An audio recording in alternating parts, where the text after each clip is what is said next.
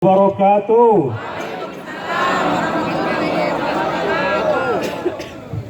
Hangat apa hangat? Dingin apa dingin?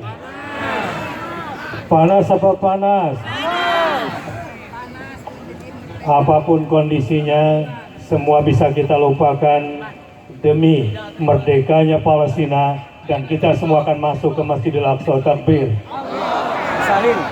Para ajengan, para kiai, terutama para singa-singa dari Priangan Timur, yang insya Allah darah-darah mereka semua yang kita warisi akan membuat kita nanti sujud bersama di Masjidil Aqsa.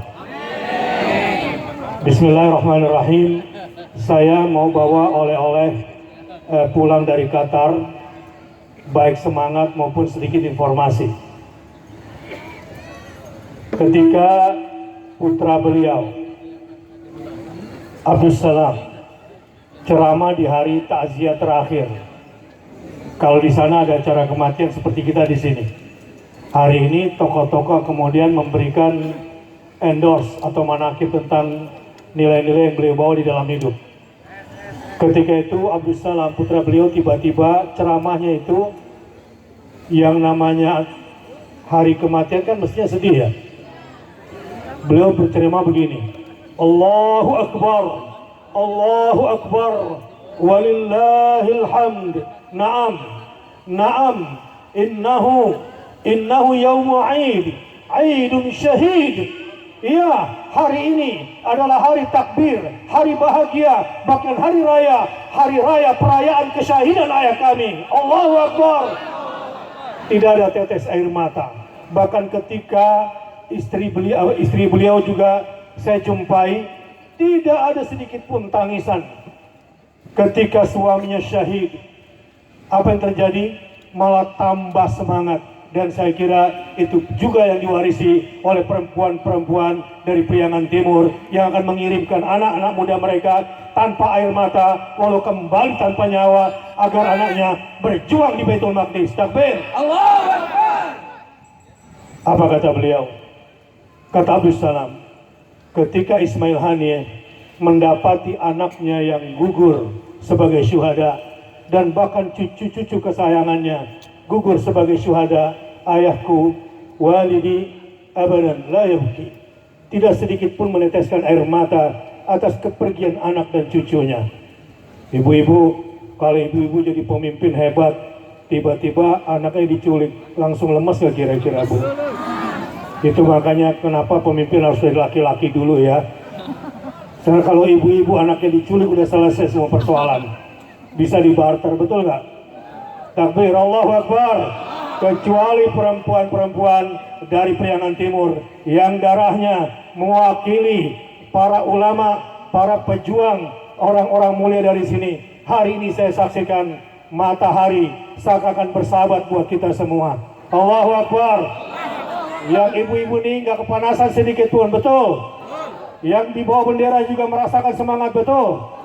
Kata Ismail Haniyeh, na'syakul mauta atau na'syakul syahadata kama ya'syakunal hayah. Kenapa dia bisa berani begitu kuat dan bangsanya juga begitu hebat? Karena pemimpinnya sama nggak kira-kira dengan pemimpin Indonesia? Sama dengan pemimpin para Priangan Timur ini, sepakat? Karena pemimpin-pemimpin kita yang ada di sini mengatakan na'syakus syahada kama ya'syakunal hayata. Kami merindukan mati syahid seperti mereka merindukan kehidupan. Takbir. Bukan begitu para jangan. Karena bagi kami semua mati syahid adalah awal dari kehidupan abadi. Alaysa kadzalik? Jangan sampai ada orang-orang muslim media di sini mengatakan Ismail Haniyeh tewas. Jahat Anda. Jangan sampai ada orang-orang berislam, orang-orang mukmin mengatakan dia telah mati. Jangan. Berarti Anda tidak beriman kepada Allah dan Al-Qur'anul Karim. Wala taqulu liman yuqtalu fi sabilillahi amwat bal ahya'un walakin la tashurun. Ngomong saja nggak boleh, dia mati nggak boleh.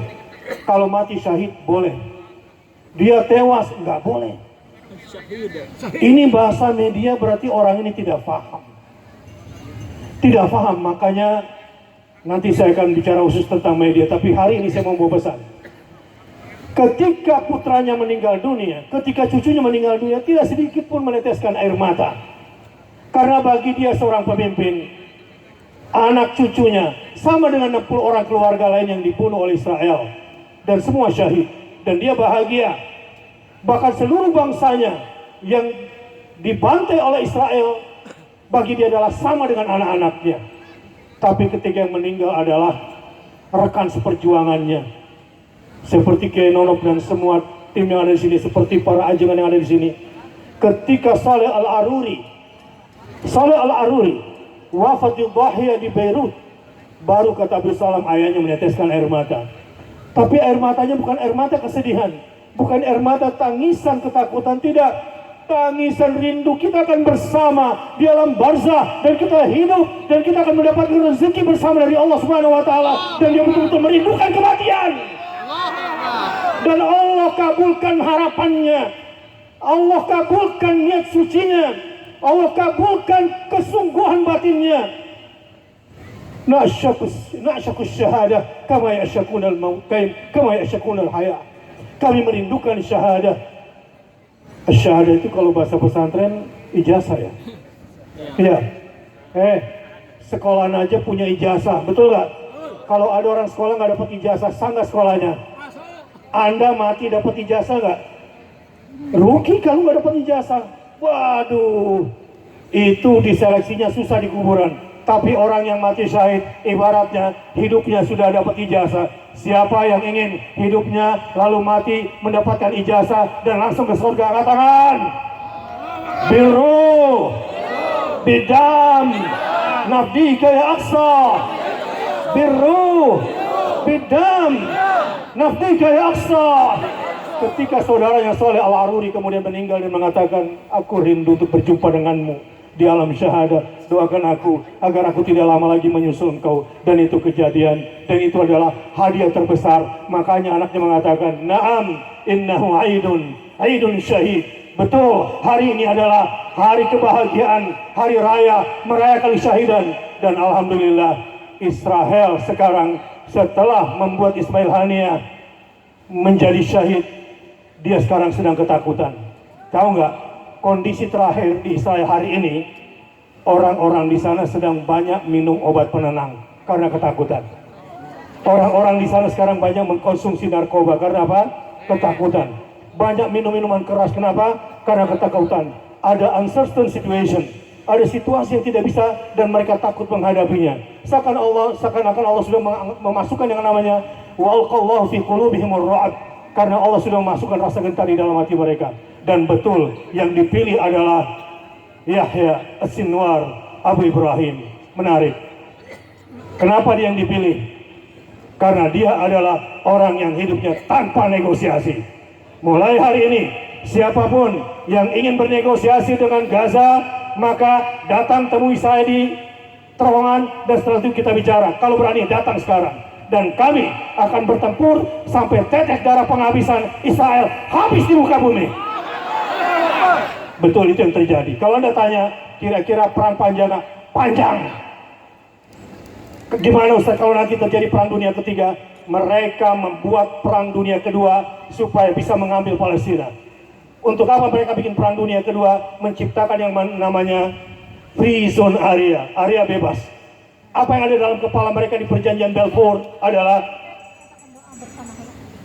ardun bila sya'bin li sya'bin bila ardin. Mereka ciptakan kekacauan di muka bumi, bikin perang dunia ketiga supaya ada tanah tak bertuan untuk tuan tak bertanah. Dan insya Allah sebentar lagi tanah itu akan kembali kepada tuannya dan kita semua akan datang ke sana. Kenapa ada Priangan Timur Peace Convoy? Ada yang kira ini jalan-jalan ke Pangandaran ke tepi laut gitu ya? Ada tapi sedikit. Yang paling besar kenapa ada Pangandaran Peace Convoy atau Priangan Timur Peace Convoy? Karena ini diperintahkan oleh Allah.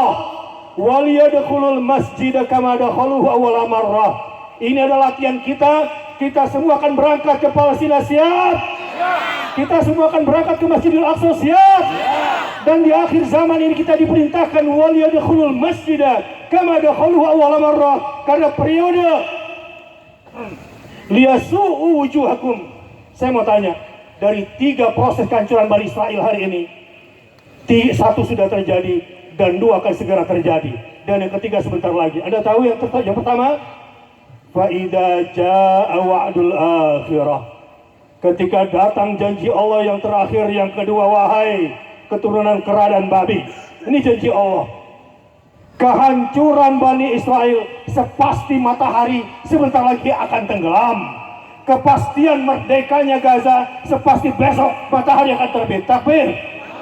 Dan yang pertama sudah berlangsung. Liyasu'u wujuhakum. Allah akan